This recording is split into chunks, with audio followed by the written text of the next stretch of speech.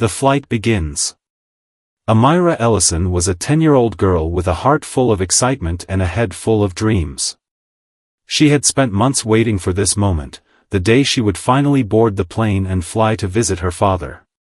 The airport was a bustling maze of sounds and colors, but to her, it felt like stepping into a new world, one filled with possibility and adventure. She had always seen the airport as a gateway to somewhere magical, somewhere beyond the daily routines of life. And now, she was about to embark on that journey alone. Her father, Elijah Ellison, had kissed her forehead that morning, just as he had done every day since she could remember. His hands were gentle as they adjusted the collar of her favorite dress, smoothing out the wrinkles as though she were the most precious thing in the world. For a moment, their world was just the two of them, caught in a simple, loving exchange that seemed to hold the weight of every moment they had shared together.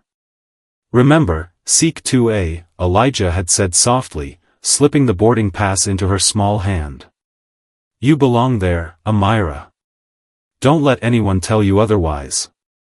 His words had felt heavy at the time, as if they were imbued with a deeper meaning she couldn't fully grasp. She had nodded, not fully understanding the significance of what he was saying, but trusting him all the same. It wasn't just about the flight, she now realized. It was about more, about identity, belonging, and the journey of understanding who she was in a world that was both exciting and, at times, confusing. Amira's heart was light as she walked through the crowded airport terminal, her small suitcase trailing behind her. She could see the excitement in the faces of other travelers, some hurrying to catch their flights, others pausing for a last-minute snack. Her eyes danced from one sight to another, drinking in the sights and sounds of a world she had only begun to explore on her own. She loved the way the overhead lights shimmered, casting long shadows over the polished floors. The echo of footsteps, the distant calls of gate attendants, the sense that everyone was on the move, each one with their own story. This was the world of the airport, and Amira felt like she had entered a story of her own. As she made her way toward the gate, she caught sight of a family huddled around their own luggage, their children running excitedly toward the security check. She smiled to herself, thinking about the journey ahead. She had never traveled alone before, and the thought of it filled her with both a sense of adventure and a small twinge of nervousness. But she knew her father was waiting for her at the other end, and that made the entire journey feel safe, secure, and filled with promise.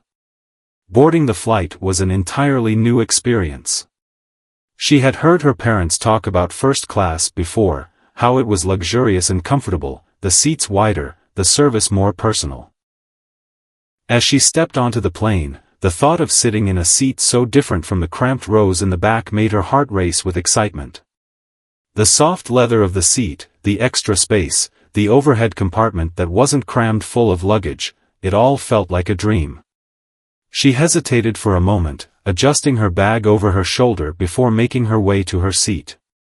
The boarding pass read 2A, a number that seemed so important to her, almost like a treasure map leading her to a place she was meant to be.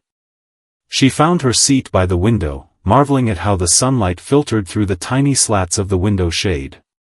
Her fingers brushed along the armrests, and she let out a small, contented sigh. This was it, the beginning of an adventure. She stowed her small suitcase in the overhead bin and sank into the seat, feeling like a grown-up as she buckled her seatbelt and adjusted the fluffy pillow behind her head. The warmth of the cabin, the soft hum of the plane, and the gentle clink of the seatbelt signs all created an atmosphere of comfort. Her eyes closed for a moment as she let out a soft sigh, imagining herself soaring through the sky, on her way to a world that only existed in her father's hometown, a place she had heard so much about but had never seen with her own eyes. As she relaxed into the seat, she could hear the voice of the flight attendant as she moved through the cabin, checking on passengers and offering drinks. She didn't pay much attention at first, caught up in the feeling of the journey unfolding around her. But then, just as she was starting to drift into a daydream about the adventures that awaited her, the flight attendant stopped in front of her row.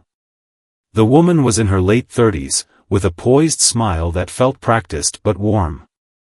Her uniform was pristine, and her hair was neatly pulled back into a tight bun. She was professional, almost too professional, as if her every movement had been rehearsed for the perfect flight experience. When she looked down at Amira, there was a moment of hesitation, a flicker of something in her eyes that Amira couldn't quite place. "Excuse me, sweetheart," the flight attendant said, her voice soft but firm. "I'm afraid there's been a mistake with your seat assignment. You need to move to economy." Amira's heart skipped a beat. Her eyes widened, and she glanced around at the other passengers. The words didn't make sense. This was her seat, wasn't it? She had checked her boarding pass several times, and everything was in order. There had to be some mistake. She hadn't even had the chance to settle in fully yet. How could they ask her to move? The flight attendant's smile didn't change. It was the same polite, rehearsed smile, but there was something about it that made Amira feel small, almost invisible. "It's just a misunderstanding," the flight attendant continued, her tone more businesslike now. "This seat is reserved for someone else. I'll help you find your new seat in the back of the plane." Amira blinked, her throat tightening with confusion and uncertainty. She felt the weight of the passengers around her, their eyes briefly flicking toward her, before quickly turning away. No one spoke up. No one offered help. The flight attendant's cool demeanor made it clear that this was just how things were supposed to be, no questions asked. Confused but not wanting to make a scene, Amira slowly began to gather her things. Her small hands fumbled with the straps of her bag, her fingers shaking slightly as she packed away her small notebook, the one she had planned to use for writing down her thoughts during the flight. Her eyes scanned the cabin, looking for some sign that this was all a mistake, some indication that she wasn't the only one who found this situation strange. But the other passengers were silent, some of them pretending not to notice, others turning away as though they were embarrassed by the whole thing. With a sinking feeling in her stomach, Amira stood up, the unfamiliarity of the situation growing heavier with each step she took. Her legs felt unsteady as she walked past the rows of first-class seats. The comfort she had felt earlier was replaced by a strange, uncomfortable emptiness. She didn't look at the other passengers as she moved, but she could feel their eyes on her. It was as though she were being judged, though she didn't understand why. The flight attendant followed closely behind, her footsteps sharp and deliberate. "This way," she said, her voice devoid of any warmth. "We'll get you settled in your new seat." As Amira passed through the first-class section and into the narrower aisle of the economy section, she couldn't help but notice the difference. The seats here were smaller, closer together. The air felt different, thicker somehow, as if the space was crowded with more than just people. It felt as though everything was closing in on her, and the comfort of first class seemed like a distant memory. She slid into the cramped seat in the back of the plane, her body feeling too small for the space. She sat there quietly, adjusting her seatbelt, trying to ignore the awkward tension that seemed to follow her every move. The flight attendant didn't linger. She had already moved on to the next row, and Amira was left alone in the silence. Amira glanced around, feeling isolated. The passengers in economy didn't meet her eyes. Some were busy with their phones, others reading books or magazines, but none of them seemed to notice her in the same way they had in first class. In that moment, Amira felt a sense of being out of place, like she didn't belong where she had been, and now, she wasn't sure where she did belong. She shifted in her seat, trying to make herself comfortable, but the unease wouldn't go away. She couldn't understand why this was happening, why she had been asked to leave her seat without any explanation. But in that moment, as the plane began to taxi toward the runway, Amira felt something stir inside her, something that told her that this wasn't just about a seat. This was something bigger, something she didn't fully understand yet, but something she would learn about in time. And as the engines roared to life, she realized that this was the beginning of a journey far more important than the one she had imagined when she first boarded the plane. The journey of finding her place in the world. The quiet discomfort. As the plane soared into the sky, leaving the familiar sights of the airport behind. Amira settled into her new seat. It was as though the world outside the window had shifted in the same way her place on the plane had, no longer certain, no longer comfortable. She could still feel the lingering weight of the flight attendant's words, her polite insistence that Amira leave her seat in first class for a place further back on the plane. The sounds of the cabin felt distant, muffled by her growing unease. The hum of the engines was now a constant, almost like a white noise filling her ears, drowning out the rest of the world. She glanced out the window at the clouds drifting past, trying to focus on something, anything, to take her mind off the inexplicable discomfort creeping into her chest. What had just happened? Why had she been asked to move? She had done everything right. Her boarding pass was clearly marked with 2A, her seat in first class, the one that had been assigned to her. She tried to replay the moment in her mind, but nothing made sense. The flight attendant's cold smile, the way she had asked Amira to leave without even a hint of hesitation, it all felt wrong. Still, Amira didn't speak up. She had been taught to be polite, to respect authority, to not cause trouble. Her father had often reminded her to stay calm and to think before reacting, especially in situations where she wasn't sure what was going on. She had always trusted his guidance, believing that, with patience, everything would make sense eventually.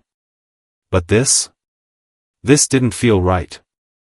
And yet, she remained silent. Around her, the passengers in economy were busy with their own things, some were reading, some sleeping, others lost in their phones or tablets.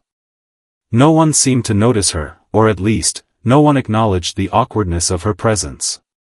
She shifted uncomfortably in the narrow seat, trying to find a way to make herself at least a little more comfortable, but it was impossible. The fabric of the seat felt stiff and foreign against her skin, the armrests dug into her elbows, and the space between the seats was too tight, too close. It wasn't just the physical discomfort that unsettled her. It was the sense of being out of place, of having been removed from a space she belonged to, a space that felt more familiar and safe. She had imagined the flight as a moment of personal achievement. Her first solo trip, her first time traveling without her parents. But now, it felt like the very foundation of her excitement had been shaken. Across the aisle, an older man was staring at her. His eyes lingered just a little too long before quickly darting away. Amira's stomach churned. She tried to ignore him, but it was hard. It felt like all eyes were on her, even though no one was saying anything. It wasn't long before the turbulence began. The plane shook slightly as it climbed higher into the sky, and Amira's grip tightened on the armrests. She had always been afraid of turbulence, ever since her first flight with her parents, when the plane had dipped suddenly, sending her stomach lurching. But now, the turbulence seemed almost secondary to the unease swirling inside her. The rattling of the plane was nothing compared to the uneasiness that filled her chest. A few rows ahead, a woman glanced over her shoulder and smiled briefly at Amira. The smile was kind, but Amira couldn't help but notice the uncertainty in her eyes. It was almost as though the woman was afraid to speak up, afraid to do something that might make the situation more complicated. Amira's heart sank. Why wasn't anyone standing up for her? Why wasn't anyone saying anything? As the plane leveled off, the flight attendants began their routine service, offering drinks and snacks. Amira barely paid attention as the cart passed her row. She wasn't hungry, and the thought of making conversation with anyone felt exhausting. Her mind was too tangled, too confused by the events that had unfolded. She couldn't shake the feeling that something had gone terribly wrong, but she couldn't put her finger on what it was. When the cart returned to the front of the plane, the flight attendant who had asked her to move passed by again. This time, Amira caught her eye. The woman's smile was still there, but it was even colder now, as though she had forgotten that Amira was a person, a child with feelings and thoughts, not just an inconvenience to be dealt with. "Would you like anything to drink?" the flight attendant asked, her voice curt, as if they had never met before. There was no warmth, no kindness in her tone. It was business, transactional, mechanical. Amira shook her head quietly. "No, thank you," she murmured, her voice barely above a whisper. She felt like an outsider in her own world, like she didn't belong here, in this seat, on this plane. The flight attendant moved on, her attention already shifting to the next row. But Amira's thoughts remained trapped in that moment, spinning over and over again. Why had she been asked to leave her seat in first class? What had she done wrong? She had seen other people, adults, board the flight and sit in the same section without a second glance. No one had questioned their presence. But when it came to her, a young black girl traveling alone, the world seemed to turn its back. It was as though her existence, her presence in that space, didn't fit with the expectations of the people around her. Amira glanced down at her hands, clasped tightly in her lap. Her dark skin, the tight curls of her hair, her small frame, had any of that made a difference? Was that why she had been singled out? She didn't know for sure, but the more she thought about it, the more it seemed like the answer was staring her in the face. The rest of the flight passed in a blur. Amira's thoughts were a whirlwind, her emotions a chaotic mixture of confusion, anger, and sorrow. She wanted to cry, but she didn't want to draw attention to herself. She wanted to speak up, but the words caught in her throat. She had been taught to always be polite, to never make a scene, but something deep inside her was urging her to do something, anything, that might change the situation. She glanced out the window again, watching the endless sea of clouds stretch out beneath her. The view was breathtaking, as always. The world below looked small, insignificant, a vast ocean of possibility. But even with that beautiful sight in front of her, Amira couldn't escape the feeling that something had shifted. She had been knocked off balance, her sense of self shaken. It was a feeling she didn't know how to navigate, a feeling she had never had to confront before. As the flight continued, the cabin slowly quieted, with most passengers settling into their seats for the rest of the journey. The overhead lights dimmed, casting a soft glow over the rows of seats, but Amira remained wide awake, her mind racing.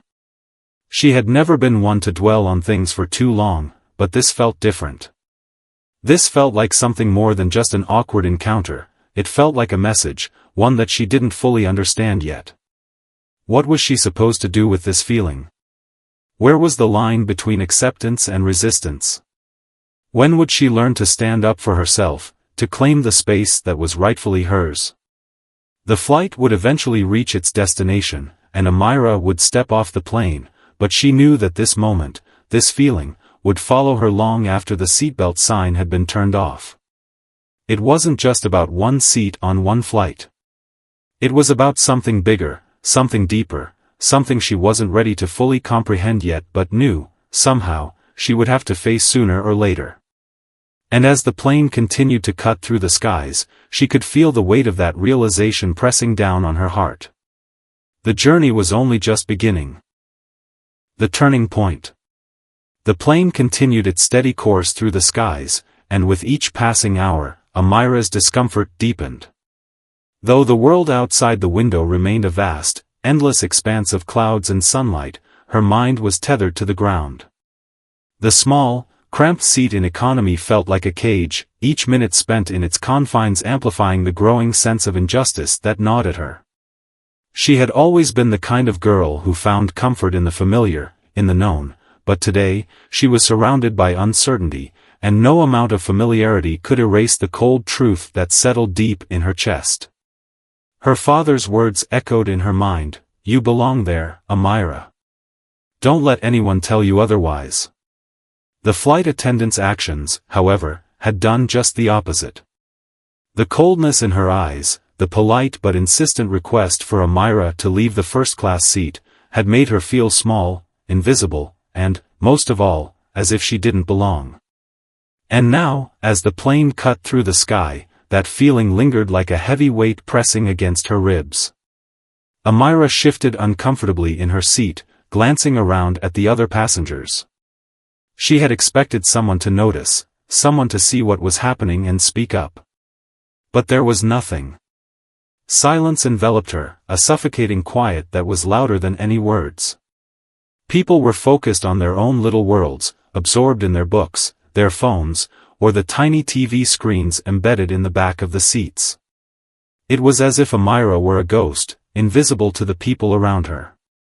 She was alone in a crowd, a small, isolated figure surrounded by the hum of a machine that was moving her further from the world she knew. The plane was high above the clouds, and the sun was beginning to dip below the horizon, casting a warm, golden glow across the cabin. Amira stared at the changing colors, feeling as though they belonged to someone else's life, not hers. She felt disconnected from everything, her thoughts spiraling with no clear destination. Her mind kept returning to the moment when the flight attendant had asked her to leave her seat. Why hadn't anyone said anything? Why hadn't anyone stood up for her? She wasn't just upset because she had been asked to move. She was upset because no one had questioned the authority of the flight attendant, no one had asked why she, of all people, had been singled out. It wasn't just about a seat on a plane, it was about the subtle, almost imperceptible way people had dismissed her as though her presence didn't matter. It was about being made to feel small, as though her worth was less than the people around her. The flight attendant's actions had struck a chord deep within Amira. She had seen similar situations play out on the news before, stories about prejudice, about people being treated differently because of their race or background. But now, she was living it. She was the one being made to feel as though she didn't belong, as though the space she had claimed as her own was not hers to keep. And that feeling, that sense of being less than, was something Amira couldn't easily shake.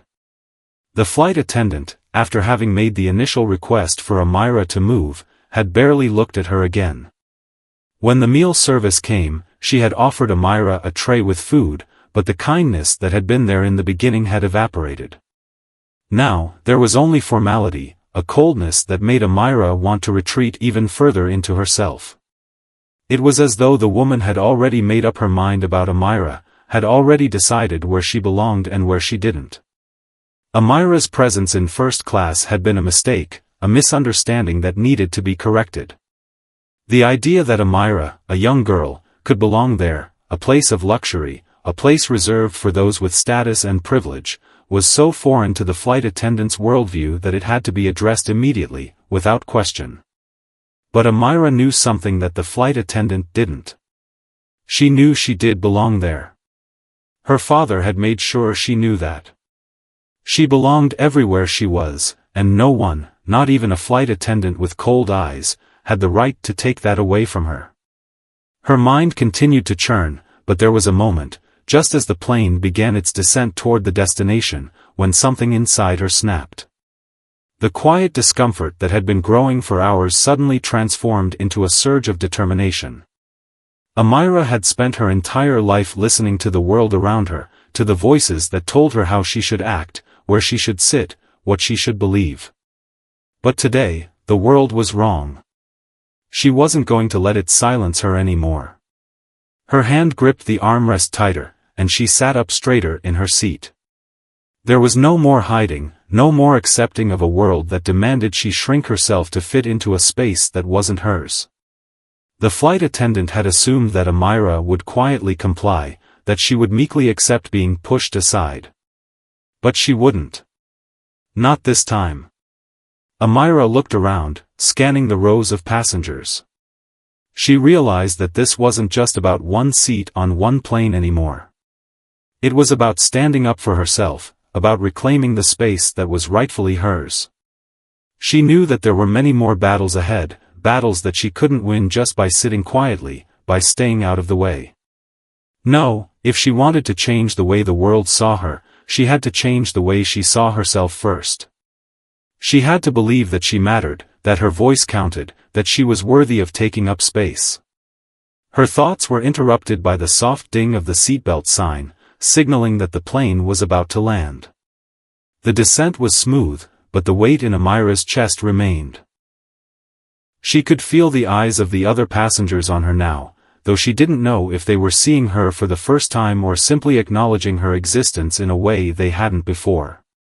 She didn't know if they had noticed what had happened earlier, the flight attendant's treatment of her, the coldness that had filled the air, but it didn't matter anymore. What mattered was that she had seen it, and she was going to remember it. As the plane touched down, Amira felt a sense of finality wash over her. She was almost there, almost to her father, the one person who had always made her feel safe and loved, the one person who had taught her to believe in herself. She had been eager for the journey to end, to finally reach her destination. But now, as the wheels of the plane screeched against the runway, she realized that the journey was just beginning. This wasn't the end. This was the beginning of something bigger, something far more important than the simple act of traveling to see her father.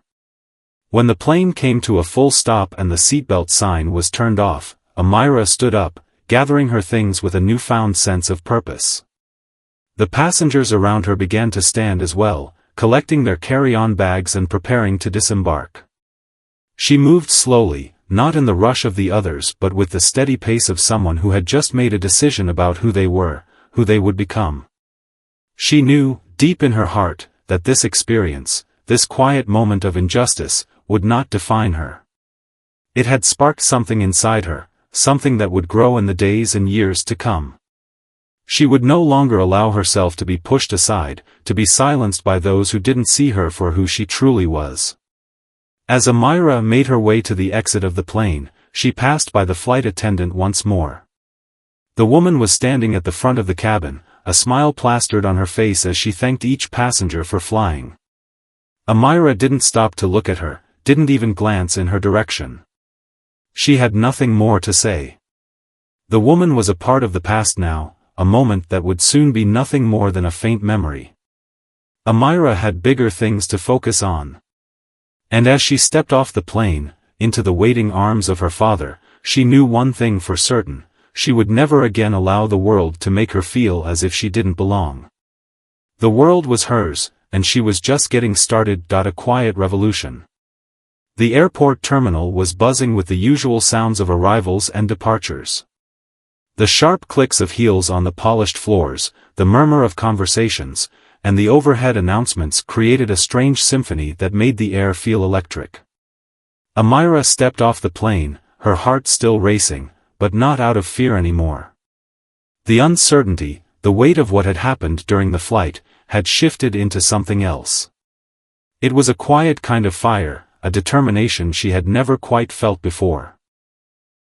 As she walked down the jet bridge, Amira spotted her father in the crowd. Elijah Ellison was standing by the gate, his tall frame easy to pick out even in a crowd.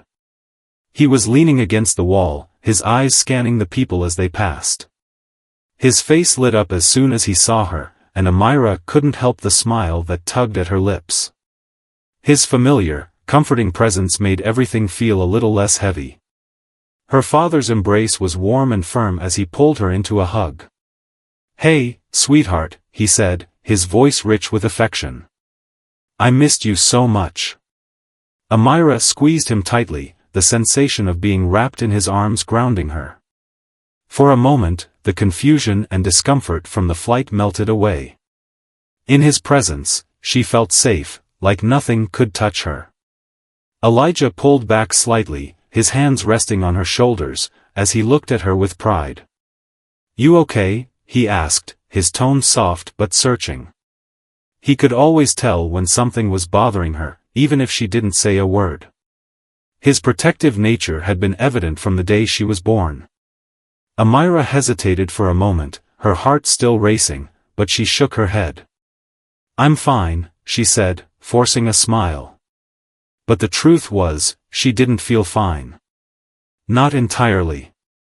Not yet. Her father studied her for a moment, his gaze sharp. "You sure? You don't have to hide it, you know. Whatever it is, we'll talk about it." There was a tenderness in his voice, a quiet understanding that made Amira feel like she could open up. She took a deep breath, looking up at him with wide eyes. "It's just. I don't know, Dad. The flight was strange. Something happened that didn't feel right."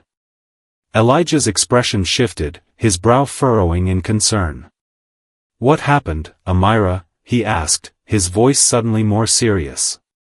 Amira briefly explained what had taken place: the cold flight attendant, the sudden request for her to leave first class, the quiet discomfort that had followed her throughout the flight. She didn't tell him everything, not yet. She didn't mention the look in the eyes of the other passengers, the way no one had said anything, the way the injustice had settled in her chest. She didn't mention how small and insignificant she had felt. Elijah listened quietly, his face a mixture of disbelief and anger as his daughter recounted her experience. His hand tightened on her shoulder, a silent promise that he would always be there for her. "I'm so sorry, sweetheart," he said after a long pause, his voice thick with emotion. "No one should have treated you like that. I can't believe it. But I want you to know this: you are more than what they see, more than what they think you are. You belong in first class, you belong everywhere, and no one has the right to make you feel less than that." Amira felt a lump form in her throat. She had heard those words before, but hearing them from her father, spoken with such unwavering conviction, made her feel a warmth that spread through her chest. It was a light, a small spark of strength that she hadn't realized she needed until now. "Thanks, Dad," she whispered, her voice breaking slightly. "I just don't understand why no one said anything. Why didn't anyone stand up for me?" Elijah's eyes softened. "That's something you're going to have to learn to understand on your own, sweetheart. People are afraid. They're afraid of making waves, of stepping out of line, especially when they don't know how to fight back. But you? You're not like them. You've got something inside you, something stronger than fear, and one day, you'll find your voice. You'll make sure no one ever makes you feel small again." Amira nodded, but there was a lingering doubt in her heart. Her father's words were comforting, but they didn't erase the sting of what had happened. She had been humiliated in front of strangers, made to feel like she didn't belong, as if she was invisible. That was something that would stay with her. She knew it would. But maybe, just maybe, it was the first step towards something bigger. The pair moved through the terminal toward the baggage claim, Elijah's arm around her shoulders, providing an anchor in the whirlwind of her thoughts. As they made their way toward the conveyor belt, Amira noticed something that made her heart tighten in her chest. A woman in the distance, standing near the baggage carousel, was watching her. The woman's gaze was fixed on Amira, and though she didn't approach, Amira could feel the weight of her eyes. There was something about the way she was watching, something that felt more like judgment than curiosity. Amira's stomach twisted, and she found herself shrinking in on herself, pulling away from the woman's gaze. But before she could retreat further, her father's voice broke through her thoughts. "Don't let them see you like that," Elijah said, his tone low but steady. "You are not small. You are not invisible. Don't let anyone make you feel that way, not even with their eyes."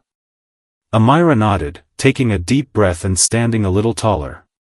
Her father's words were a shield, a reminder of the strength she had within her. She would no longer shrink away. Not today, not ever again. They collected their bags and moved toward the exit, and as they walked through the sliding doors of the terminal, the evening air hit them, crisp and cool. The parking lot outside was filled with cars, and in the distance, the dim glow of the city lights beckoned them. But there was a heavy silence between father and daughter, one that spoke volumes of the emotions that had yet to be expressed. Once they were in the car, Elijah started the engine, and they began the drive to his home. The streets passed in a blur of streetlights and quiet neighborhoods, but Amira's mind was elsewhere. She couldn't shake the feeling that this experience, this moment of injustice, was part of something much bigger, a deeper issue that she wasn't ready to fully confront yet. The flight had been just the beginning.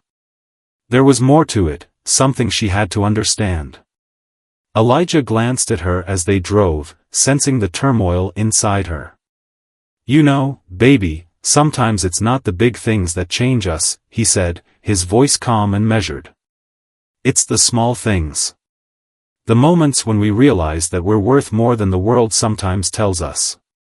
Today was one of those moments for you. Amira turned to him, her eyes wide. But what do I do with that, Dad? What do I do with this feeling inside me, the one that makes me want to yell and scream and make sure everyone knows what happened? Elijah smiled gently, his eyes full of understanding. You start by believing in yourself, Amira. You start by refusing to let anyone tell you who you are. And when the time comes, when you're ready, you use that voice of yours to make sure no one else ever feels the way you did today. For the first time since the flight, Amira felt a flicker of hope. She didn't know what the future would hold, but she knew one thing for sure: she wouldn't let this experience define her. It was a lesson, a fire that would continue to burn inside her, urging her forward. She was ready to find her voice, to stand up not just for herself, but for others too. The quiet revolution inside her had begun, and nothing would ever be the same again. The power of silence. Amira spent the next few days with her father in a place that felt both familiar and new. Elijah's home had always been a place of refuge for her, a space where love and security were constants. The rooms, decorated with photographs of their family and a few of her father's paintings, seemed to pulse with a quiet warmth. But beneath the surface, something in Amira had shifted. The events of the flight were still fresh in her mind, and though her father had comforted her, she knew that the true work was just beginning. The night they arrived, after a long day of travel and an evening of quiet conversation, Amira found herself sitting on the edge of her bed, staring at her reflection in the small mirror above her dresser. Her fingers brushed the smooth wood, tracing the grain. Her thoughts wandered to the moment on the plane, to the sting of being told she didn't belong. She remembered how the flight attendant had asked her to leave the first-class seat, how the other passengers had remained silent, how her own father had comforted her after the fact. But now, a sense of unrest churned inside her. She could feel it in her chest, like a tension that would not ease. It wasn't just about a seat on a plane anymore. It wasn't about one small moment of injustice that would soon fade into the background of her life. This feeling, this anger, had grown into something bigger. She had learned to hide her hurt, to bottle it up and keep moving forward, but that strategy wasn't working anymore. There was too much inside her, too much pain and frustration, to simply ignore it. The world had tried to make her feel small, but in that moment, Amira realized she had the power to change it. She could no longer remain silent, no longer let her thoughts fester inside her without an outlet. If she wanted to be seen, if she wanted the world to understand, she would have to make them listen. The question was how. She wasn't sure what to do, but she knew that silence wasn't an option anymore. Silence had allowed the injustice to happen on the plane, silence had allowed her to feel invisible. It had let people think that nothing was wrong, that prejudice was something to be ignored or overlooked. Silence had protected the ones who caused the harm, and Amira was done with it. The next morning, Amira went for a walk with her father in the nearby park. The crisp morning air was filled with the scent of pine and the sound of birds chirping, but her mind was elsewhere. Elijah had been silent for the first few minutes of their walk, sensing that his daughter had something on her mind. He had seen the quiet resolve in her eyes, the way she held herself differently, and he knew she was processing something deep. Finally, Amira spoke. "Dad, I've been thinking a lot about the flight. About everything that happened." Elijah looked at her with a raised eyebrow. "Yeah?" "Yeah," Amira said, her voice steady but full of emotion. "I've been thinking about the way people didn't say anything. About how no one spoke up for me. I know it's a small thing, just a seat on a plane, but it wasn't just that, Dad. It was the way I was treated, the way I was made to feel invisible." Elijah nodded, his face soft with understanding. "I know, sweetheart. It wasn't right. It's not just about the seat, it's about how we're sometimes made to feel like we don't belong, that we're not worthy of the space we occupy."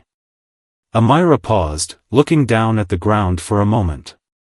She kicked a pebble with her shoe, sending it skittering across the path. But I don't know what to do about it, Dad. I don't want to just forget about it. I can't just let it go. I don't want anyone else to feel the way I did. Her father stopped walking, his hand gently resting on her shoulder. You don't have to forget about it, Amira. You're not alone in this. But the way to make change isn't by staying silent about it either. Sometimes, the hardest thing is finding the right way to speak up.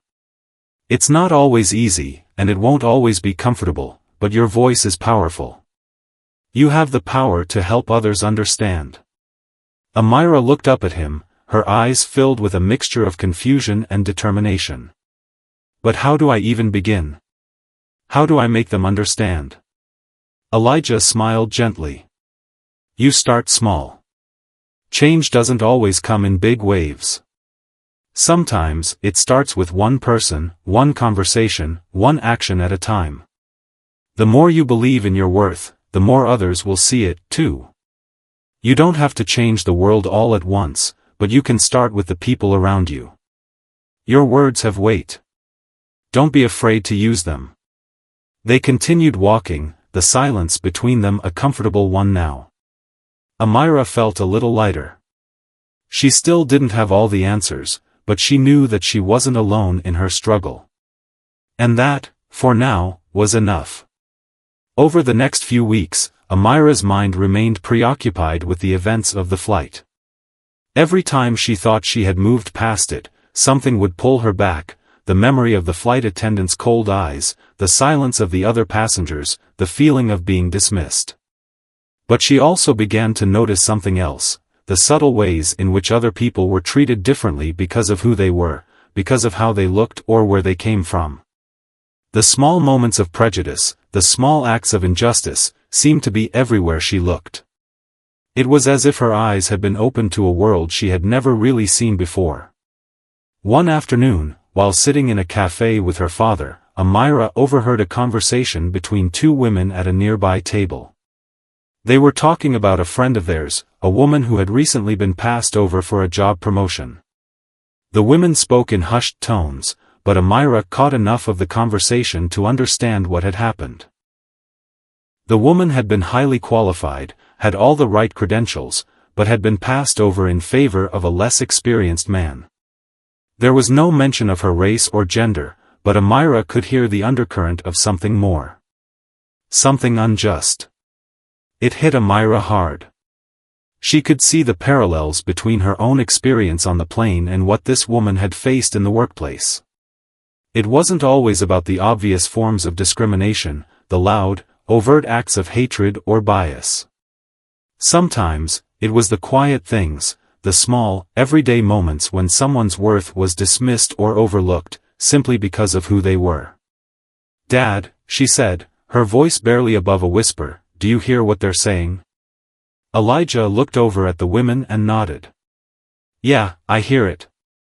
It's a shame, but unfortunately, it happens more often than we realize. Amira's eyes narrowed. I don't think that's right. It's not fair. They shouldn't just ignore her like that. I agree, her father said, his voice firm but calm. But you also have to understand, sweetheart, that change doesn't always come from pointing fingers. Sometimes it comes from teaching others how to see things differently. From showing them that everyone deserves the same opportunities. Amira sat back in her chair, her mind racing. She had seen injustice, had felt it in her bones. But now, she also understood that she had the power to make a difference, even if it was in small, subtle ways. She could help others see what she had seen. She could help others understand that no one should ever feel like they don't belong. Her journey wasn't going to be easy. The path ahead would be filled with challenges, moments when she would have to dig deep within herself to find the courage to speak up. But she was ready. She was no longer the quiet girl who let things slide, who allowed herself to be overlooked. No, now she was the girl who understood her worth and wasn't afraid to stand up for it. And as Amira's voice began to rise, soft but unwavering, she knew that her revolution was just beginning. A voice that resonates. The weeks following their time at Elijah's home were a mix of quiet reflection and restless anticipation for Amira. Though the spark had been lit inside her, there was still a vast ocean to cross before she could make her voice heard the way she wanted. She had spent her days thinking about the flight, thinking about the silent acceptance of the injustice, and how it was mirrored in the lives of others. It wasn't just about her anymore. It was about everyone who had been dismissed, overlooked, or silenced because of who they were. Amira wasn't sure how to start. She was only 10 years old, a girl who had never before spoken out about injustice, much less actively worked to change it. Her father had given her a glimpse of her own strength, of her ability to make a difference. But that was just the first step. Now, Amira had to learn how to turn that quiet determination into something real. One evening, sitting in her room at her father's house, Amira took a deep breath and opened the notebook she had carried with her on the flight. It was old and worn, the pages filled with her thoughts and stories. But tonight, it felt different. Tonight, it wasn't just a place for her to escape into imaginary worlds, it was a place for her to find the courage to confront the real one. Amira began to write. I can't be silent anymore. I can't just let people pass me by, like I don't matter. I don't care if I'm a kid or if people think I'm too young to understand. I know what happened to me wasn't right. And it's not just me, it's so many others. We all have stories like mine. But I'm going to make sure people hear them. I'm going to make sure that I matter, that everyone matters. No one gets to silence me anymore. When she finished, Amira closed the notebook and sat back. Her heart was pounding. The words on the paper seemed to burn with a quiet intensity, like a promise. She didn't know how yet, but she would make people hear her. She would make them see the injustice, and she would make them understand. The next morning, after breakfast with her father, Amira came up with an idea. Elijah had been encouraging her to find ways to express her feelings, to speak out against the wrongs she had witnessed. And although Amira didn't know exactly what form that would take, one thing was clear, it would involve telling her story. She would use her experience on the flight as a springboard to discuss a larger issue, to open the eyes of those who hadn't yet realized the extent of the prejudice in the world around them. She would write a letter. The letter would be more than just about her. It would be about how everyone, no matter their age, race, or background, deserved to be treated with respect. It would be about how people needed to stand up for what was right, even when it felt uncomfortable or dangerous. It would be about finding the courage to speak when the world was telling you to stay silent. As Amira began writing, her father watched from the doorway of her room. He hadn't interfered, had given her space to figure things out for herself, but he had a feeling this was a turning point. He had seen his daughter grow in the days since they'd arrived, watched as she began to understand her own worth. He had always known that Amira had something special inside her, something strong. But now, it seemed that spark was growing into a flame that couldn't be extinguished. When Amira finished the letter, she handed it to him, her hands trembling with nervous excitement. Elijah took the letter, unfolding it slowly. He read through it with an expression of quiet pride, his heart swelling with admiration for the young girl who had found the courage to speak up when so many others stayed silent. He looked at her after he finished reading, his voice soft. This is powerful, Amira. Your words matter. They'll make people think. But, do you think people will listen? She asked, her voice small but filled with determination. They'll listen, Elijah said firmly. Because you're telling the truth. And truth is hard to ignore. Amira nodded, feeling a rush of emotion. It wasn't easy to put herself out there like this, to share something so personal and raw. But she knew it was the right thing to do. Her father had shown her what it meant to stand tall, to stand proud, and she was ready to take that lesson into the world. They decided to send the letter to a local newspaper, hoping it would spark a conversation about the small injustices that happened every day, the ones that often went unnoticed by those who weren't affected. It wasn't much, but it was a start. And in the days that followed, Amira's story began to circulate. The response was overwhelming. Letters began pouring in, from all over the city and even further. People praised Amira for her bravery, for speaking out when others had stayed quiet. Her letter became a catalyst, sparking a wave of conversations about prejudice, bias, and the importance of standing up for what's right. Schools began to hold discussions about her letter, encouraging students to share their own experiences and thoughts on discrimination. It wasn't just adults who were reading it. Young people, like Amira, began to see that their voices had power, that they too could make a difference. But it wasn't just the words in the letter that caught people's attention, it was the voice behind them. A 10-year-old girl had found the courage to speak out when so many adults hadn't. A child had shone a light on the prejudices that many had ignored, and in doing so, had forced people to see the injustice that was right in front of them. In the weeks that followed, Amira found herself invited to speak at community events, at schools, and even on local television. She was nervous at first, standing in front of a crowd, speaking to strangers, but with her father by her side, offering quiet encouragement, she found that her voice was stronger than she had ever realized. The more she spoke, the more Amira understood the depth of the problem she was tackling. It wasn't just one isolated incident. It was a reflection of something far bigger.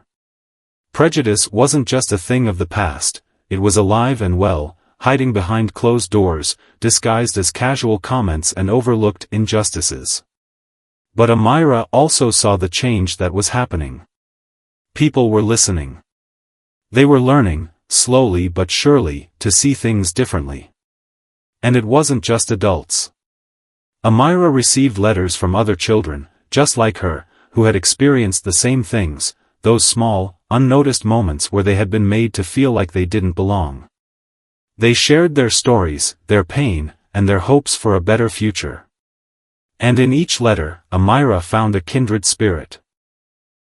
The more she spoke, the more she realized that her voice wasn't just hers, it was the voice of all those who had been silenced, the voice of all those who had been overlooked.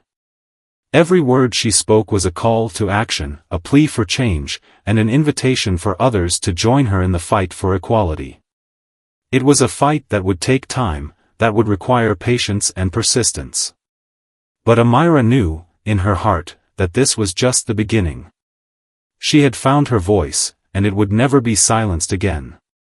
As she looked back on that day, the flight, the moment when she had felt so small and invisible, she could see how far she had come. She wasn't that little girl anymore, unsure of her place in the world. She was a force, a young girl with a powerful message and the courage to share it.